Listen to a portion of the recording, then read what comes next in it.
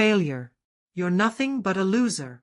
Those were the words my son Jacob shouted at me, while his wife Amanda stood right next to him, laughing, on Mother's Day, and all of it happened in the middle of a fancy restaurant, in front of every guest. If you're listening to this, please like the video, subscribe, and drop a comment about where you're tuning in from. Their cruel voices rang out while I sat there, pretending to be the helpless old woman everyone thought I was.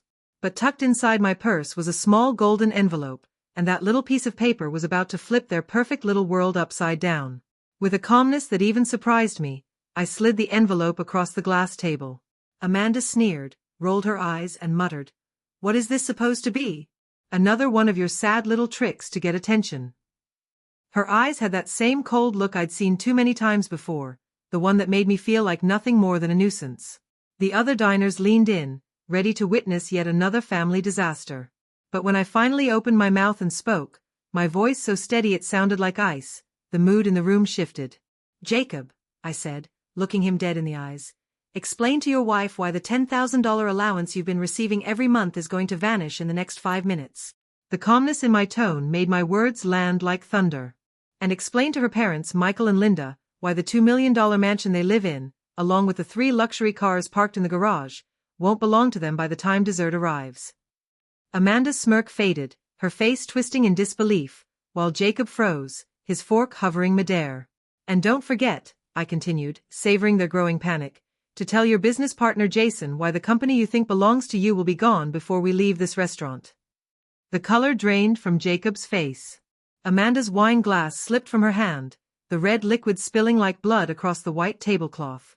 The restaurant fell into complete silence. Jacob's voice cracked as his hands trembled. "Mom, what are you talking about? You don't have anything. We've been supporting you for years. You survive on the $500 we send you each month for that tiny house you live in." I smiled, the kind of smile I hadn't shown in decades. A smile born of pain, patience, and years of planning. "Oh, my dear boy," I whispered, "I think it's time you finally met the real me." My words hung in the air like a verdict, and I watched fear seep into their faces. The envelope was just a taste of what I had prepared. Inside were the original deeds to their mansion, signed in my name 15 years ago. The titles to the 3 Mercedes cars they drove so proudly, bought with my money and hidden under shell companies. And the most devastating of all, papers proving I owned 80% of the construction company Jacob bragged about building from scratch. Amanda's voice broke as she read the documents, her hands shaking like leaves in the wind. This can't be real. You drive a beat-up old car. You live in that horrible little house. You buy your clothes at thrift stores." Her perfect illusion crumbled as she realized the poor old woman she mocked for years was actually a multimillionaire who had been silently watching every betrayal. But to really understand how I got to that perfect moment of revenge, when their faces showed nothing but raw terror, I need to take you back. 6 months earlier, I was exactly who they thought I was, a 64-year-old grandmother with a plain, modest life. My days ticked by like clockwork. I woke up at 6 each morning in my small 2-bedroom home in the Maplewood district, brewed a cup of black coffee in an old second-hand pot, and sat in my worn-out armchair to read the newspaper while the crackling voice of my antique radio filled the room. The house looked humble on purpose, cream walls begging for a new coat of paint, scratched-up furniture, second-hand appliances that still worked, but looked tired. My fridge was covered with family photos, all smiles, showing me alongside Jacob and Amanda like the picture-perfect grandmother. Those photos stung, because they captured a happiness that no longer existed. Jacob, at 42, looked every inch the successful man he wanted the world to see. Tall, dark-haired, always in expensive suits and Swiss watches that cost more than most people made in a year. He drove a silver Mercedes, lived in a mansion in Ridgewood Heights, and bragged about being the self-made founder of Carter Construction. Amanda, my 38-year-old daughter-in-law, was the picture of a trophy wife, platinum blonde extensions, flawless nails, lips frozen with Botox, and a wardrobe of designer dresses for every season. She drove a red Mercedes Jacob had given her and spent her days between the spa, a high-end gym, and luxury boutiques at the city's priciest mall. Her parents, Michael and Linda, lived right there in the mansion. Michael, 65, had retired early after Jacob helped him land a cushy job at the company. Linda, 62, tended the garden and cooked family meals, doting on Jacob as though he were a saint who had rescued their daughter. And every single Sunday, I would show up for family lunch. I'd rattle up the steep Ridgewood Heights hill in my little white 2010 sedan, bringing a homemade dessert, chocolate cake, coconut flan, or oatmeal cookies, pretending I was just grateful to be part of their world. My little gifts were always met with fake smiles and comments like, "Oh, you shouldn't have," or, "How sweet, you're always so thoughtful." The moment I walked into that house, the roles were clear. I was the unwanted guest, the poor grandmother who supposedly lived off her son's generosity.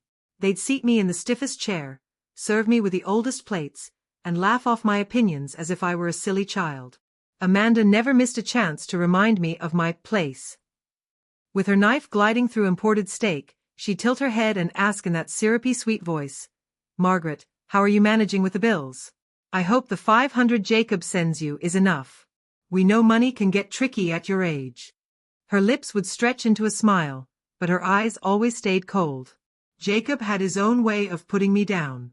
He'd explain things as if I couldn't possibly understand real life. "Mom, you have to realize this house costs a fortune. Just the property taxes are $8,000 a year. Then there's maintenance, utilities, food for 5 of us. We do our best to help you with that $500 a month, but sometimes it's hard to balance everything." What hurt the most wasn't the money. It was the story they built, the fantasy where they were the generous heroes and I was the fragile little woman who needed saving. Jason, Jacob's business partner, was a regular at the mansion. They'd introduce me like some sad side note. "This is Jacob's mom," they'd say. "She lives on a tiny pension, but we help her because family is everything." Jason was 45, balding, with a belly he tried to hide under expensive vests. He spoke in a way that tried too hard to sound refined, though his humble roots slipped through. His favorite line to me was, "Mrs. Margaret, what an honor. Jacob always says how proud he is to take care of you in your old age." Every Sunday became a ritual of humiliation. After lunch, while the men disappeared to the study with their $500 whiskey, Amanda would drag me into the kitchen under the pretense of helping with the dishes. That's where her mask dropped. One Sunday, while polishing a crystal glass like it was priceless, she said, "Margaret, let's be honest. You're getting older, and these weekly visits, they're becoming a burden. Jacob works all week. Sunday is his only day off, and entertaining you is exhausting." But everything was about to shift. What they didn't realize was that the real me had been quietly watching, writing mental notes, planning my move. Over the next few months, their cruelty grew bolder, as if they no longer needed to hide it. Jacob and Amanda stopped pretending altogether. Every Sunday turned into another stage for them to remind me I didn't matter. I remember one Sunday in February, arriving with my carrot cake and a hopeful smile. Amanda opened the door in a pink tracksuit worth more than my monthly rent, and didn't even fake a welcome. "Oh, you're here," she sighed, like she had forgotten she had to deal with me. Her eyes dropped to the cake box. "Another homemade something?" "Margaret, we've told you, we have a chef. We don't need these things." She said things like she was talking about toxic waste. Then she went even further. "Besides," she went on, "Linda's on a diet, Michael's diabetic, I'm watching my figure, and Jacob's cutting out sugar. No one in this house is going to eat that." And with that, she carried my cake into the kitchen, and right in front of me, tossed it into the trash without even lifting the lid. "Better not waste time pretending someone will try it," she said, washing her hands as if she had touched poison. "Honestly, Margaret, it's time you accept you're no use in the kitchen anymore." Jacob, meanwhile, had a new way to make me feel small. He started talking openly about money during meals. "The pool costs $1,200 a month. The gardener is $2,000. The maid? Another $1,500. And the gas for 3 cars runs about $800 a week." He'd cut into his salmon and then look straight at me. "So Mom, I hope you understand why sometimes your allowance is late. $500 might not sound like much, but for us, it's a real sacrifice." His words cut deep. He knew exactly how insulting they were. Amanda, though, had turned humiliation into an art. She began inviting her tennis club friends over on Sundays. Perfectly sculpted women in their late 30s, faces frozen by surgery, would gather in the living room, sipping wine while Amanda paraded me like an exhibit. "Girls, this is my mother-in-law, Margaret. Isn't she amazing? She lives alone in this tiny little house, barely makes ends meet. We do what we can to help her, but you can't fix everyone's life. They'd glance at me with that polished mix of pity and superiority. One of them, a redhead with obvious extensions named Stephanie, said, "Oh, how admirable. I could never live without my Mercedes, my European trips, my beauty treatments. I don't know how older people settle for so little." The final insult came when they started giving me chores. Amanda would hand me a rag and say, "Margaret, since you're here, could you clean the windows?" Her voice was coated in sugar, but the venom underneath was sharp as a knife. They'd hand me an old rag and a cheap bottle of cleaner, while they sat nearby sipping imported cocktails, laughing about country club gossip. "Stay active, Margaret," they'd say. "At your age, you don't want to get rusty." But the breaking point came one Sunday in March. They had decided to optimize the dining room. My usual seat at the table simply vanished, replaced by a folding chair shoved into the corner. Jacob didn't even look at me when he explained. "We bought a new set of dishes for 8, Mom. Your spot was throwing off the symmetry." From that corner, I could hear every word of their conversations, but I wasn't part of them. It was like being a ghost in my own family, present, but invisible. They chatted about vacations, expensive restaurants, jewelry Amanda wanted for her birthday. Always money, always things I could never afford. "We're thinking of going to the Bahamas in April," Amanda said, admiring her freshly manicured nails. "I booked a presidential suite, $5,000 a night. But Jacob says I deserve it, with all the stress I've been under." Then she'd glance at me with a look that made it clear. In her mind, I was the stress. Jason, Jacob's business partner, had started coming by more often too. Their talks grew more exclusive, more smug. They'd toss around figures in the millions. Contracts, real estate projects, investments that would supposedly make them richer than ever. One afternoon, Jason leaned over his tablet and said, "The new Greenwood Estates development will net $2.5 million. Land cost, $800,000. Construction, $1.2 million. We've already got $4 million in pre-sales." Jacob would nod, pretending it was all his doing, raising his glass of $500 whiskey. "The thing I'm most proud of is building all this from scratch. Nothing to something. That takes vision, intelligence, hard work." Lies, every word. He toasted himself while I sat in silence, forced to listen. But then came the cruelty I never saw coming. They began discussing my future right there, as if I weren't sitting a few feet away. Amanda touched up her lipstick in the dining room mirror and said casually, "I think Margaret is becoming too much of a burden. She can't take care of herself, and honestly, these Sunday visits are draining our family life." "You're right," Jacob answered without even lifting his eyes from his phone. "Her house is falling apart. That neighborhood's dangerous. At her age, any accident could be fatal." His voice was cold, like he was solving a logistics problem, not talking about his mother. That was the moment everything changed. I sat still, pretending to nap in my folding chair, while they plotted out my life like a business deal. It was the Sunday after April Fool's Day when their plan finally came into the open. When I arrived at the mansion that afternoon, I felt it immediately, a tension in the air, heavy and sharp. Amanda greeted me at the door with a smile that was too wide, too polished. The kind of smile a shark gives before it bites. "Margaret, so glad you came early," she said, her voice dripping with fake sweetness. "We have something important to discuss with you today. Something that will change your life for the better. We're so excited." Her words were rehearsed, like lines from a play. Jacob sat waiting in his Italian leather armchair, wearing one of his $3,000 suits. For the first time in months, he looked me straight in the eyes. "Mom, sit here," he said, pointing to the sofa across from him instead of my usual corner chair. "We've been planning something because we love you. We care about your well-being." My stomach twisted. In the past, the only times they ever treated me with warmth was when they wanted something. That false kindness now felt more terrifying than all the insults combined. Amanda perched delicately on the arm of Jacob's chair, striking a magazine pose. "Margaret, we've been paying close attention these past weeks. Living alone isn't safe anymore. Your health is declining. Your house is falling apart. And that neighborhood, it's dangerous. As a responsible family, we can't let you go on like this." Jacob nodded gravely, as if they were addressing the president. "Mom, you're 64. At that age, any fall, any medical emergency could be fatal if you're alone. What if you slipped in the shower? What if you had a heart attack at night? Who would be there for you? On the surface, his words sounded reasonable. But his tone made my skin crawl. I felt like prey surrounded by hunters. Then Amanda stood, pacing the room with theatrical flair, her hands slicing the air like a presenter at a corporate retreat.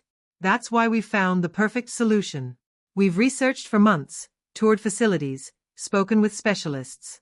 And we finally found the ideal place for you. She pulled a glossy brochure from her designer purse and sat so close beside me I could smell her heavy perfume, mixed with something sharper, something like fear. It's called Sunset Gardens Retirement Community, she said with fake enthusiasm, opening the booklet. A luxury facility, designed for people your age to enjoy dignity and comfort in their golden years. The pictures showed what looked like a 5-star resort. Private rooms with garden views, elegant dining halls with white tablecloths, recreation rooms with giant TVs, even a small chapel and library. The glossy brochure kept flipping as Amanda rattled off every luxury amenity. Smiling seniors playing cards, strolling through manicured gardens, dance classes, craft workshops. Look at these facilities, she said, turning the pages like she was selling a vacation package. They have 24-hour medical care, trained nurses, a professional chef, daily activities, housekeeping, laundry service, even a beauty salon. Imagine, Margaret, you'll never have to clean, cook, or go to the supermarket again. Everything will be taken care of. Jacob leaned in, hands clasped like he was about to reveal the world's best-kept secret.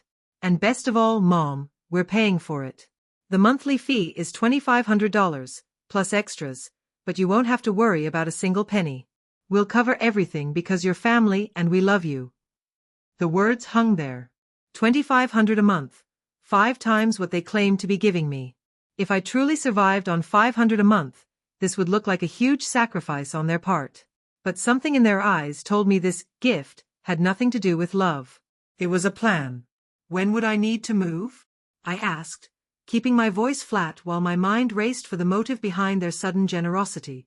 Jacob and Amanda exchanged a quick look, a flash of relief, a private celebration. That look said it all. We've got a tentative reservation for next month, Amanda said, trying to sound casual. Right after Mother's Day. You can celebrate one last special family day, and then start your new life in a place that's better suited to your needs. Mother's Day was less than 3 weeks away. Their gift was an ultimatum dressed up in pretty paper. Jacob added, with a tone that tried to be comforting but landed like a threat, "We spoke to a real estate agent about your house. The market isn't great, but if we sell fast we could get about $30,000. That could cover almost a year at Sunset Gardens, so really, your house would be paying for your future comfort." $30,000. For a modest home I'd bought 10 years earlier for $60,000 and that, in the current market, was worth at least $80,000. To them, $30,000 was a bargain, a cheap way to make me disappear and still look like the noble children who'd sacrificed everything for Mom. "We have a visit scheduled this Wednesday," Amanda went on, visibly pleased I hadn't immediately refused. "You can tour the facility, meet residents, see your room. I'm sure you'll love it. People your age do better around their peers." And then Jason showed up, supposedly for an impromptu business meeting. While the men shuffled to the study to discuss construction projects, I lingered in the living room, pretending to flip through a magazine, while my head replayed everything I'd just heard.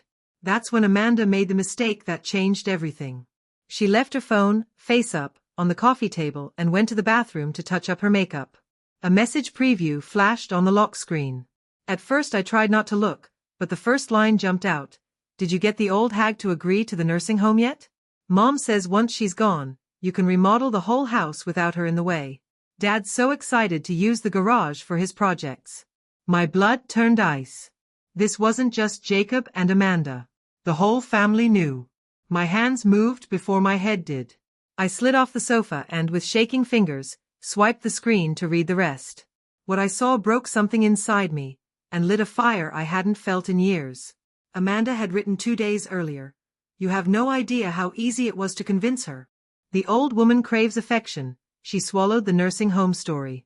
"Jacob acts like it's a huge sacrifice, but with the $2,500 a month, we'll save so much by not having her here every Sunday eating our expensive food."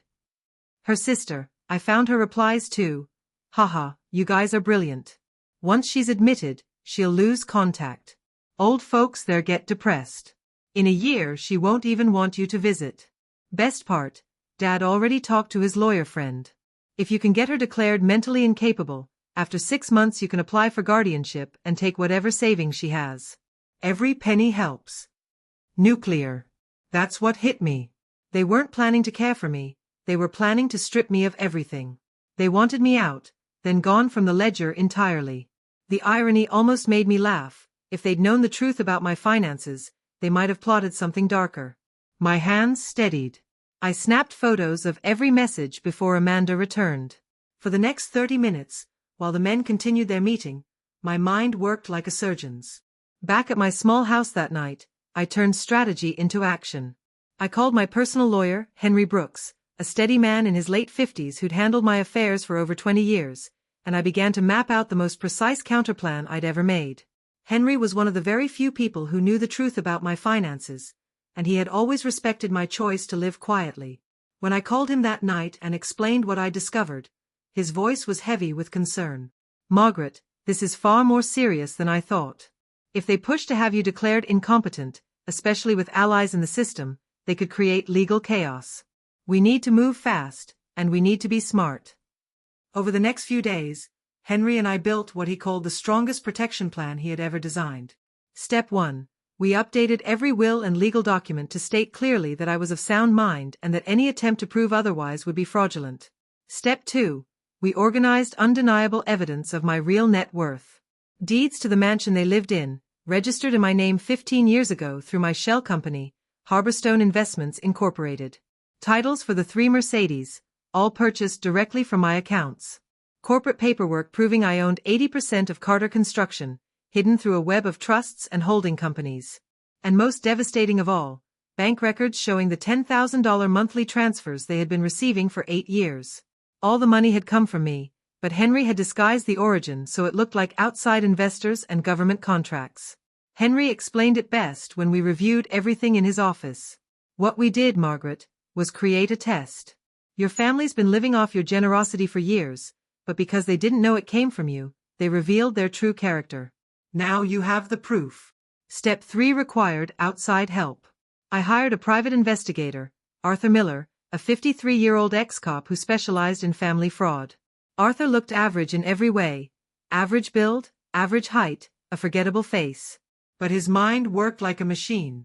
During our first meeting in a quiet downtown cafe, he told me, "Mrs. Margaret, I've seen abuse before, but your case is something else. Your son and daughter-in-law have built their entire life on lies, on your money. The worst part is, they actually believe their own success story." For the next 2 weeks, Arthur dug through every corner of their lives. The results were worse than I imagined. Without my $10,000 transfers, Jacob and Amanda had no real income. Carter Construction wasn't a thriving business, it was a shell, propped up by projects I financed. "Look here," Arthur said at our second meeting, spreading papers across the table. "Your son is drowning in over $200,000 of personal debt.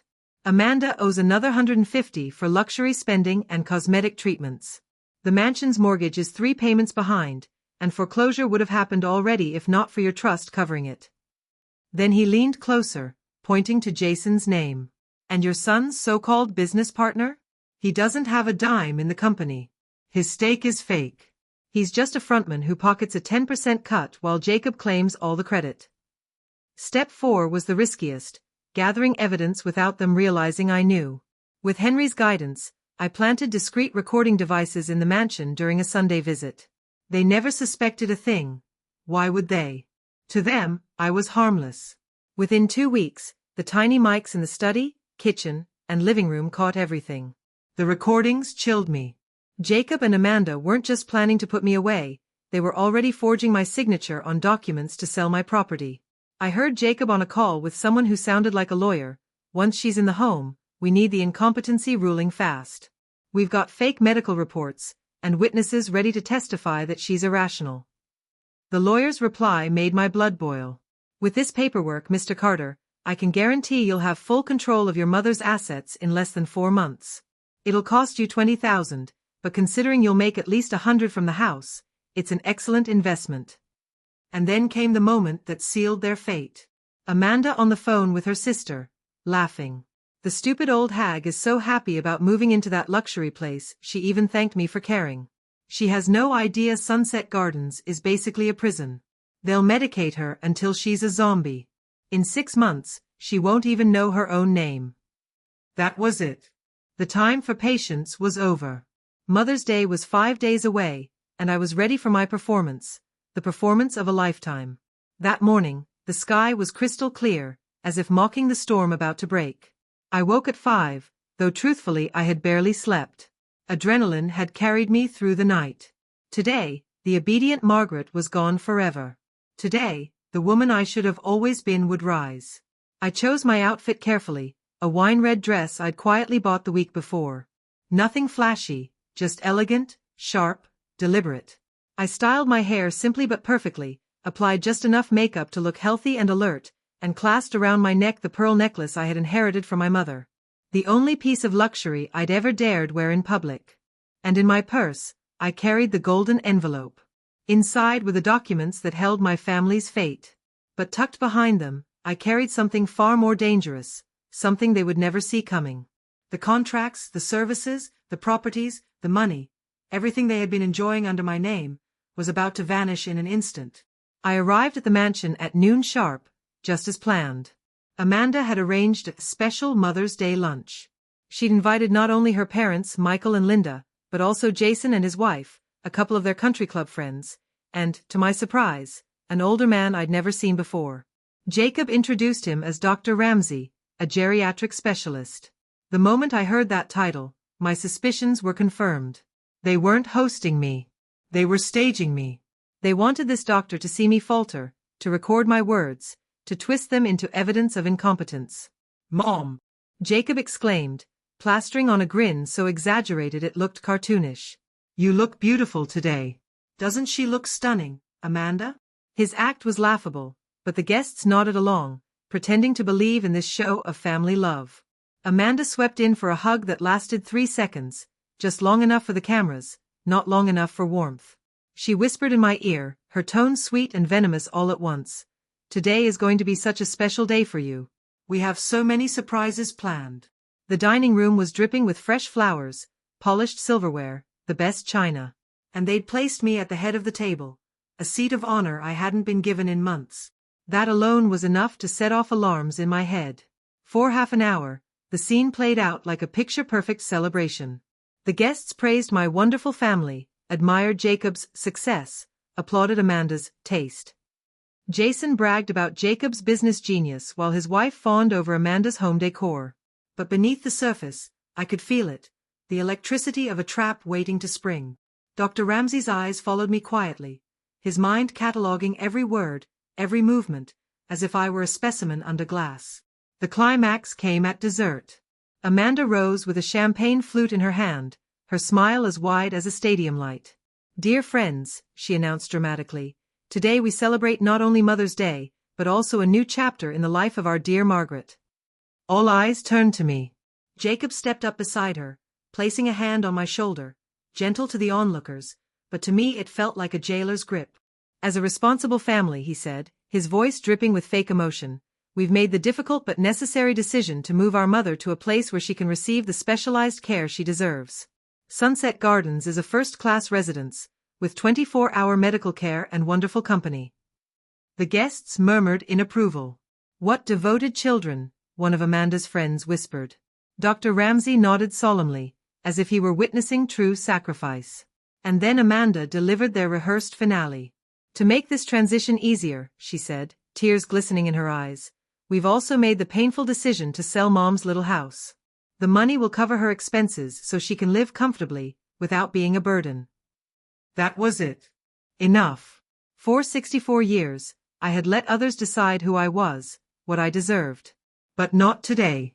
Today, in front of this audience of accomplices, I let the real Margaret speak. I rose from my chair, slowly, deliberately. Every eye in the room followed me. Amanda and Jacob were still smiling, smug, certain they had control. But when I reached into my purse and placed the golden envelope on the table, their confidence began to wither. "Before we continue this very emotional celebration," I said calmly, my voice slicing through the silence. There are some things you all need to know about me. The room froze. You could hear the grandfather clock ticking in the hall. Amanda's face drained of color. Jacob sat motionless, as if his brain had stalled. I looked straight into my son's eyes. Jacob, my dear boy, I think it's time you explained a few things to our guests. My voice stayed calm, but carried an authority none of them had ever heard from me. For instance, could you explain to your wife why the $10,000 you've been receiving every month is going to disappear, permanently, in the next 5 minutes? Amanda's eyes widened. Jason coughed into his wine, almost choking. Or perhaps, I continued, savoring their fear, you could explain to your in-laws, Michael and Linda, why the beautiful $2 million mansion they've been living in will no longer be theirs by the end of dessert. The words landed like bullets, precise and devastating. I turned, letting the silence stretch. And finally, Jacob, could you explain to your partner Jason why the construction company you claim to have built from nothing will be dead before we leave this room? That was when I stood to my full height. Real panic spread like wildfire. Jacob's mouth hung open, frozen. Amanda's skin turned gray beneath her flawless makeup. Around us, the guests shifted in confusion, their instincts telling them they were witnessing something far bigger than they could yet understand. Mom, Jacob finally stammered, his voice cracking like a boy's. What are you talking about? You don't have money. We've been helping you for years. His words came out broken, like his mind couldn't process what was happening. I smiled, calm as ever, and slowly opened the golden envelope, as though unwrapping a birthday gift. Oh, my dear son, I said softly, allow me to show you exactly what I mean. The first paper slid onto the table with deliberate care. This is the original deed to this mansion, signed and registered in my name 15 years ago, through my company, Harborstone Investments. Jason shot to his feet so fast he nearly toppled his chair. That's impossible, he muttered, snatching the paper, scanning it like he was reading a foreign language. Jacob, you told me you bought this place with the first contracts. Because that's what I believed, Jacob whispered hoarsely, hands trembling as he held the deed. This has to be a mistake. A legal mix-up. But I was already sliding out the next set of papers. Here are the titles for the 3 Mercedes you all enjoy so much. I laid them down one by one like poker cards. The silver one Jacob drives, paid for with $120,000 directly from my account. The red one Amanda drives, $110,000, same account. And the black one Michael and Linda use, $95,000. Amanda's body shook, her voice climbing into hysteria. No, no, no, this can't be happening. You live in that awful little house. You wear thrift store clothes. Your car makes noises like it's falling apart. I leaned back, smiling like a wolf. Ah, yes, my little performance. Did you know I've been living exactly the life I wanted you to see?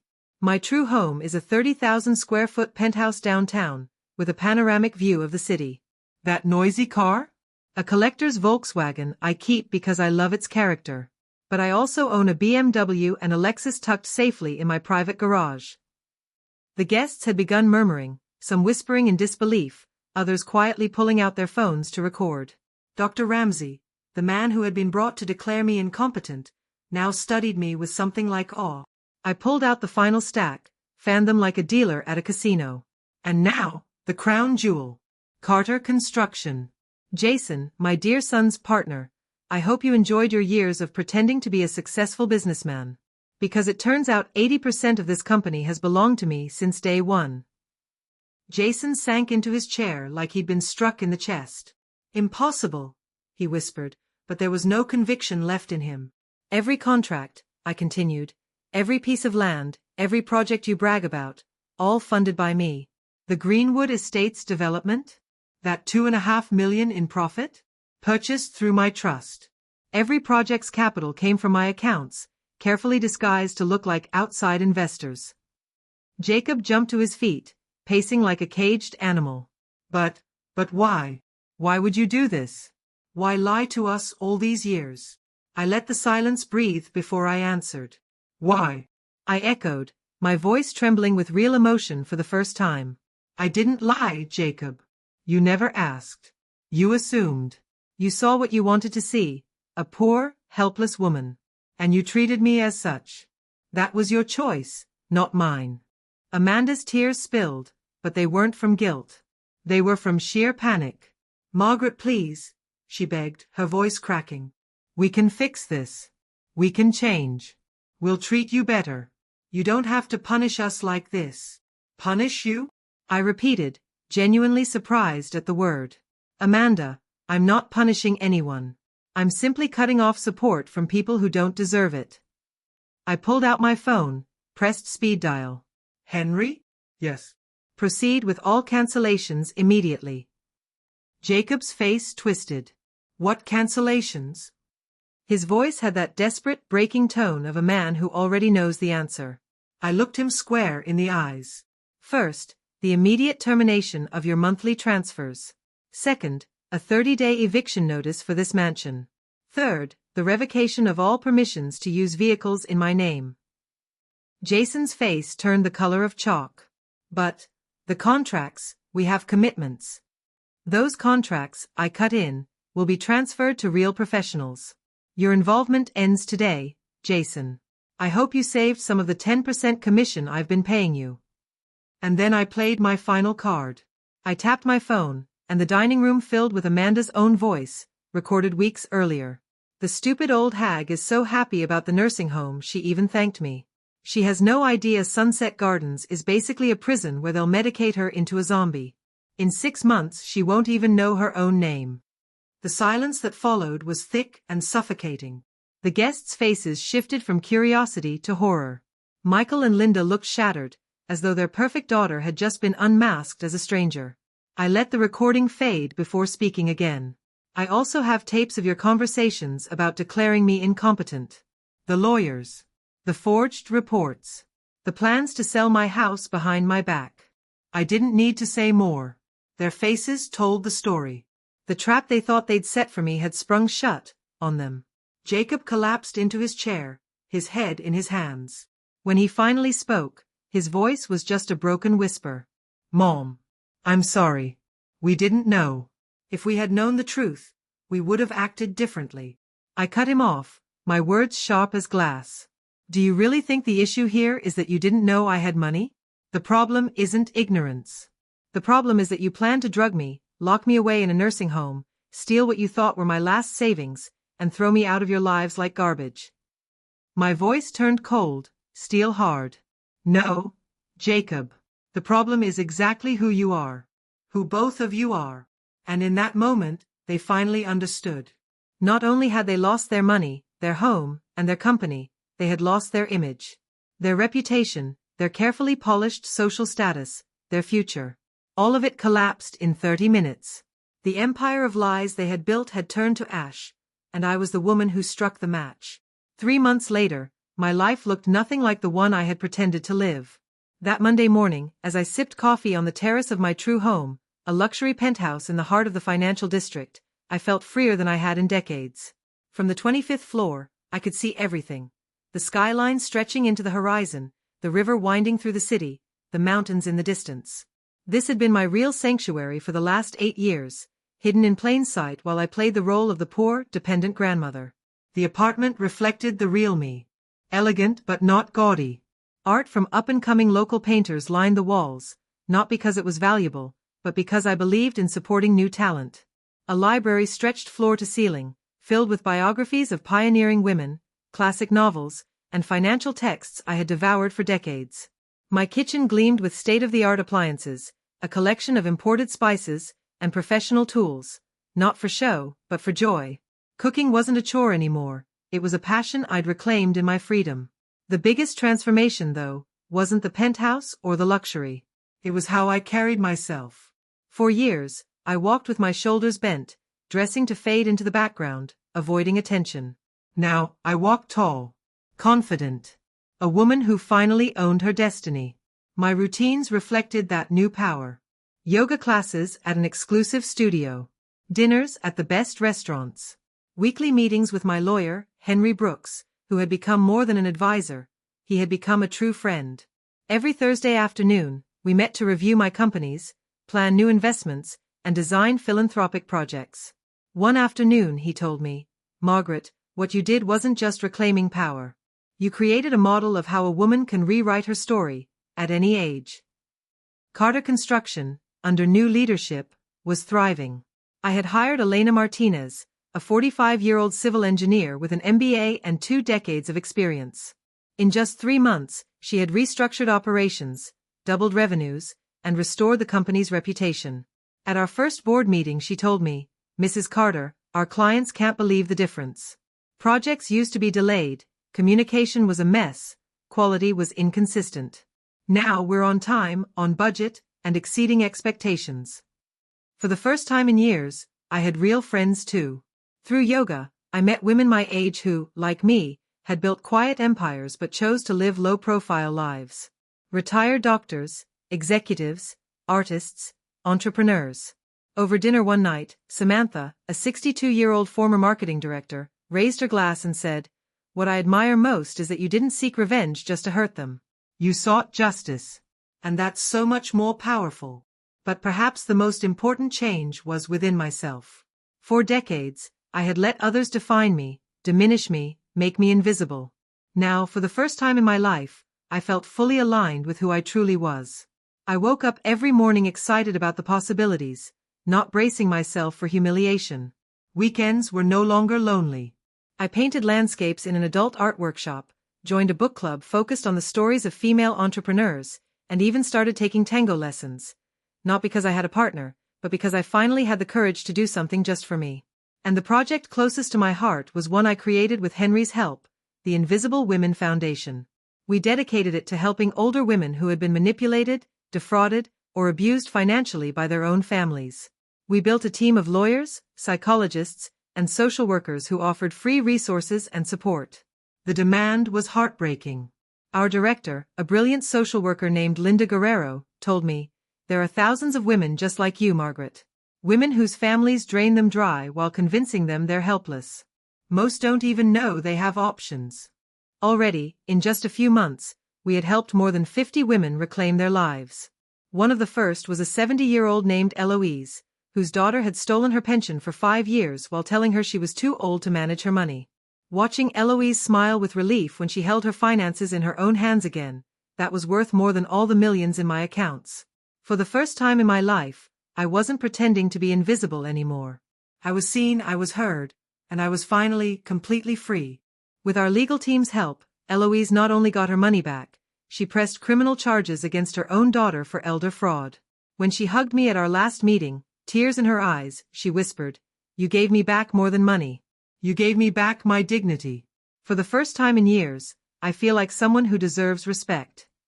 Moments like that reminded me why exposing my own family had been worth it. My new life was full of simple pleasures I had forgotten existed. I could go to the supermarket and buy exactly what I wanted, not just the cheapest items. I could give generously to charities without pretending each dollar was a sacrifice. I could travel when I felt like it, eat at fine restaurants, buy books without checking the price tag. And most importantly, I could do all of it without having to justify myself to anyone. The public recognition came unexpectedly. An investigative journalist from the national paper discovered my story through the legal proceedings against Jacob and Amanda. Her article about the invisible millionaire who exposed family abuse went viral. Suddenly, I had become a symbol for women everywhere who had been underestimated, manipulated, or dismissed. "Your story is bigger than you," she told me during our interview. "It represents the power women have to rewrite their own narratives, no matter their age." The letters started pouring in. Hundreds of women reached out, many of them cases we would later take on through my foundation. But the greatest lesson wasn't about wealth. It was about living authentically and demanding the respect we all deserve. 6 months after that Mother's Day lunch, I got a call I wasn't expecting. It was Jacob. He had spent the last few months in a modest 2-bedroom apartment in a middle-class neighborhood, working as a low-level insurance salesman. His voice on the phone sounded stripped of the arrogance I had known for years. "Mom," he said after a long silence, "I know I don't deserve it, but I'd like to see you. Not to ask for money. Just to apologize." For the first time in decades, I heard the boy he had been before he turned into the man who betrayed me. I agreed, not because I had fully forgiven, but because I had learned forgiveness is a gift you give yourself first, not just the person who hurt you. We met in a quiet cafe downtown, neutral ground. When I walked in, I barely recognized him. The man who once flaunted expensive suits now sat in plain clothes, looking tired, shadows under his eyes. But when he saw me, he stood, a gesture of respect he hadn't shown me in years. "Mom," was all he managed at first, and then he broke. "I don't even know where to start. What we did to you, what I did, there's no excuse. None." I studied him carefully, searching for sincerity or manipulation. What I saw was a broken man, though not necessarily broken for the right reasons. Softly, I asked, "Jacob, tell me something. If I had really been the poor woman you thought I was, would you still believe what you planned was wrong?" He hesitated. Then, to his credit, he answered honestly. "We probably would have justified it. Told ourselves it was for your own good. Said you were too old to manage alone, that the nursing home was better, that selling the house was the smart choice." I gave a small, sad smile. "Exactly. The problem was never that you didn't know I had money. The problem was that you decided my wishes, my autonomy, my humanity didn't matter. You treated me like an object you could move around for your convenience." Tears filled his eyes. "You're right. And I don't know how to live with that now." He told me about the collapse of his life. The financial ruin, the sleepless nights, the shame. Amanda had left him just a week after it all fell apart, running back to her parents in another city. She blamed him for everything, though he admitted she was just as cruel, just as manipulative. His words only confirmed what I already knew. Some people don't truly change, they just search for someone else to blame. I told him about my new life, about the foundation, about the women I was helping. I watched his face as he realized the true magnitude of what he had lost. Not just wealth or property, but the chance to know me, the real me, and to share an authentic relationship with his mother. Finally, he asked, his voice trembling with hope, "Is there any chance we could rebuild us? I'm not asking for money. Is there a chance you could forgive me?" I gave him the answer I had carried in my heart for months. "Jacob, I've already forgiven you. Forgiveness freed me from the weight of resentment. But forgiveness doesn't mean reconciliation. Trust isn't rebuilt with words in a cafe. It's built with consistent actions, over time." I leaned forward, my voice steady. "If you truly want a relationship, you'll need to prove you've changed, that you've done the work. Therapy. Reflection. Becoming the kind of man who does the right thing even when no one is watching." We parted with a tentative hug, the first genuine one in years. I promised nothing, but I didn't close the door either. Time and his actions would decide the rest. As I walked out of that cafe, I realized the most valuable thing I had gained wasn't revenge, and it wasn't wealth. It was discovering who I truly was, when I finally stopped pretending to be invisible. Thanks for listening. Don't forget to subscribe, and if you've been through something like this, share your story in the comments.